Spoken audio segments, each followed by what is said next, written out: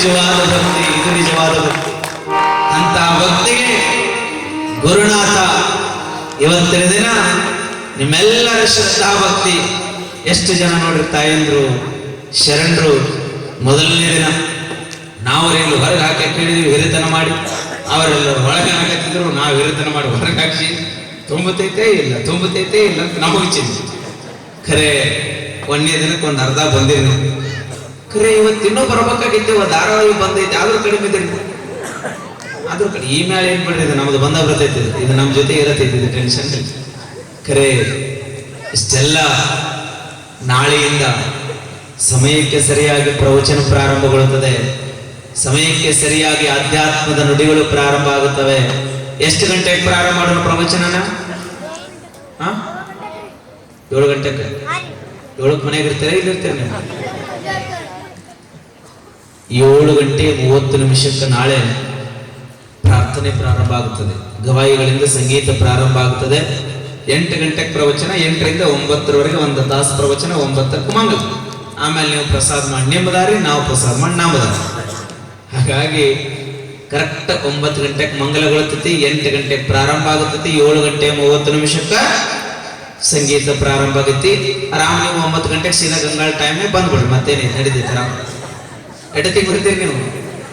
7:15 ಬರ್ಬೇಕು, ಮತ್ತೆ ಗಂಗಾಳ ಟೈಮ್ಗೆ ಬರಂಗಿಲ್ಲ. 7:30 ಬರಬೇಕು. 1 ತಾಸು ಪ್ರವಚನ ಇರ್ತದೆ, 15 ನಿಮಿಷ ಪ್ರಾರ್ಥನೆ ಇರ್ತದೆ, 45 ನಿಮಿಷಗಳ ಕಾಲ ಅಲ್ಲಮನ ಅಧ್ಯಾತ್ಮದ ಉತ್ಸವದ ನುಡಿಗಳಿರ್ತವೆ. ಹಾಗಾಗಿ ನಾಳೆಯಿಂದ ಹೆಚ್ಚಿನ ಜನಸಂಖ್ಯೆಯಲ್ಲಿ ಪಾಲ್ಗೊಳ್ಬೇಕು.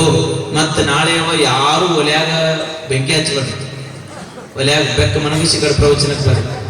ನೀವು ಒಲೆ ಹಚ್ಚಲಿಲ್ಲ, ಅಡಿಗೆ ಮಾಡ್ಲಿಲ್ಲ ಅಂದ್ರೆ ಇವು ಬರ್ತಾವ, ಅಲ್ಲಿ ಬೋಗಾಣಿ ಏನ್ರಿ ಇವೆಲ್ಲ ಅಲ್ಲೇ ಇರ್ತಾವ.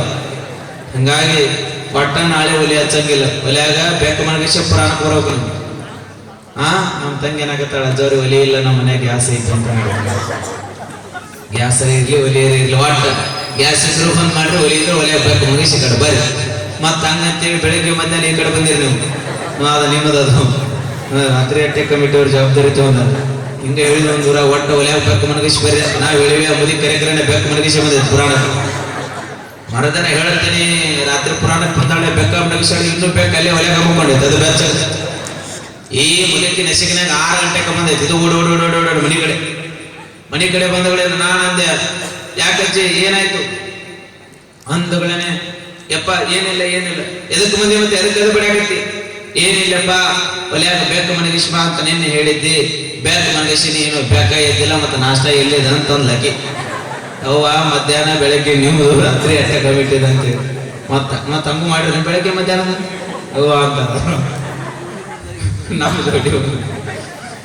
ಹಾಗಾಗಿ ನಾಳೆ ಸಾಯಂಕಾಲ ಎಲ್ಲರಿಗೂ ಪ್ರಸಾದ ಇರುತ್ತದೆ.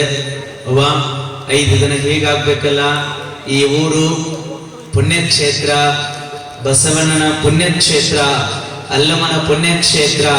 ಈ ನೆಲದೊಳಗಡೆ 5 ದಿನಗಳ ಕಾಲ ಜಾತ್ರೆ ನಡೀತದೆ. ಇದು ಯಾವ ಜಾತ್ರೆ ಅಂತಂದ್ರ ಸಂತಿ ಬಜಾರದ ಜಾತ್ರೆ ನಿಮ್ಮೂರೊಳಗೆ ನಡೀತಾ ಇಲ್ಲ. ಇನ್ನೇನು ಸಂತಿ ಖರೀದಿ ಮಾಡ್ತಕ್ಕಂಥ ಜಾತ್ರೆ ನಡೀತಾ ಇಲ್ಲ. ನಮಗ ಆ ಸಾಮಾನು ಬೇಕು, ಈ ಸಾಮಾನು ಬೇಕು, ಬಾಂಡೆ ಬೇಕು, ತಗಡು ಬೇಕು ಅಂತ ಜಾತ್ರೆ ನಮ್ಮೂರೊಳಗೆ ನಡೀತಾ ಇಲ್ಲ. 5 ದಿನ ಜೈನಾಪುರದಲ್ಲಿ ಯಾವ ಜಾತ್ರೆ ನಡೀತದೆ ಅಂತಂದ್ರೆ ಭಾವಭಕ್ತಿಯ ಜಾತ್ರೆ ಮಾತ್ರ 5 ದಿನ ಜೈನಾಪುರದಲ್ಲಿ ನಡೀತದೆ. ಹಾಗಾಗಿ ಈ 5 ದಿನದ ಭಕ್ತಿಯ ಜಾತ್ರೆಯಲ್ಲಿ ತಾವೆಲ್ಲ ಹೆಚ್ಚಿನ ಜನಸಂಖ್ಯೆಯಲ್ಲಿ ಪಾಲ್ಗೊಳ್ಬೇಕು. ಒಟ್ಟಾರೆ ಇದೆಲ್ಲ ವರಾಣ ತುಂಬಬೇಕು. ಸುತ್ತಮುತ್ತಲಿನ 10 ಹಳ್ಳಿ 100 ಹಳ್ಳಿಗಳ ಜನ ನಮ್ಮನ್ನ ನೋಡಕ್ ಬರ್ತಾರೆ. ಅವರೆಲ್ಲ ಬಂದಾಗ ಒಂದೇ ಮಾತನ್ಬೇಕು. ಏನ್ ಅಂತಾರ ಈ ಬಂದ್ರು ಅಂತಿರ್ತಾರ. ಯಾಕೆ ಅನ್ಬೇಕಂತ ಹೇಳಕತ್ತೀನಿ ಅಂದ್ರ, ಇದನ್ನೆಲ್ಲ ನೋಡಿ ನಿಮ್ಮೆಲ್ಲರನ್ನ ನೋಡಿ 100 ಹಳ್ಳಿಗೊಂದು ಸಂದೇಶ ಹೋಗ್ಬೇಕು, 50 ಹಳ್ಳಿಗೊಂದು ಸಂದೇಶ ಹೋಗ್ಬೇಕು. ನಾಳೆ ನಮ್ಮೂರಿಗೂ ಚಿಂಚಣಿ ಅಜ್ಜವರು ಬರ್ತಾರ. ನಾವು ಹೆಂಗ್ ನಡ್ಕೊಳ್ಬೇಕು, ಹೆಂಗ್ ಕಾರ್ಯಕ್ರಮ ಮಾಡ್ಬೇಕಂದ್ರ ಜೈನಾಪುರದವರಂಗ ನಾವು ಮಾಡ್ಬೇಕು ಅನ್ನೋಷ್ಟರ ಮಟ್ಟಿಗೆ ನೀವೆಲ್ಲ ಅವ್ರಿಗೆ ಪಾಠ ಹೇಳ್ಕೊಡ್ಬೇಕಂತೆ. ಮತ್ ಪಾಠ ಹೇಳ್ಕೊಂಡ್ರೆ ಅವ್ರಿಗೆ ನಿಂತು ಬೋಧನ ಮಾಡಕತ್ತೀರಿ. ನಾವು ಇಲ್ಲಿ ಗೊತ್ತಲ್ಲೇ ಕುಂಡ್ರಿ ಅವರೆಲ್ಲ ನೋಡಿ ಮತ್ತೆ ಹೊಡೋತಾರ, ಮತ್ತೆ ನೀವು ನೋಡಿ ತಿಳ್ಕೊಂತಾರ. ಹಾಗಾಗಿ ಒಟ್ಟಾರೆ ತಾವೆಲ್ಲರೂ ಈ ಕಾರ್ಯಕ್ರಮದಲ್ಲಿ ಪಾಲ್ಗೊಂಡ್ರಿ. ಅಲ್ಲಮನ ಮಠ ಬಹಳ ಅಭೂತಪೂರ್ವವಾಗಿರ್ತಕ್ಕಂತಹ ಒಂದು ಸಂಕಲ್ಪಕ್ಕೆ ಅಣಿಯಾಗಿದೆ. ಈ ಭಾಗದ ಎಲ್ಲ ಭಕ್ತ ಬಂಧುಗಳನ್ನು ಉದ್ಧರಿಸುವ ಶ್ರದ್ಧಾ ಕೇಂದ್ರವಾಗಿದೆ. ಗಡಿ ಭಾಗದಲ್ಲಿ ಹಿಂದಿನ ಪೂಜನೀಯ ಗುರುಗಳಾಗಿರ್ತಕ್ಕಂಥ ಲಿಂಗೈಕ್ಯ ಅಲ್ಲಮ ಪ್ರಭು ಮಹಾಸ್ವಾಮೀಜಿಯವರು ಗಡಿ ಭಾಗವನ್ನು ಕಟ್ಟುವಂತಹ ಕೆಲಸ ಮಾಡಿದ್ರು.